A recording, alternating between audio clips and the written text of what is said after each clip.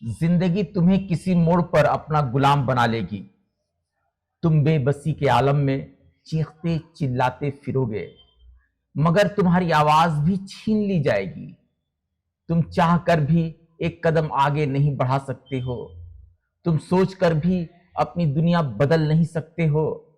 मायूसियां, उदासियां और तन्हाइयां तुम्हारे इतराफ में डेरा डाली रहेंगी। तुम बेबसी के आलम में बुत बने अपनी हालात पर रोते रहोगे। जब ऐसा हो जाए तो समझ लेना कि तुम्हारी जिंदगी में इनकलाब आने वाला है।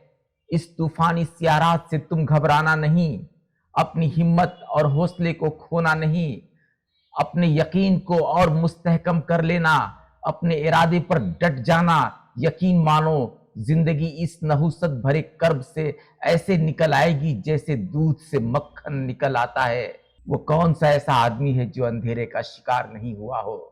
वो कौन सी ऐसी मशहूर शख्सियत है जो कर्ब अलम के दौर से नहीं गुजरी हो? वो कौन सा ऐसा पहलवान है जो अखाड़े में हारा नहीं हो?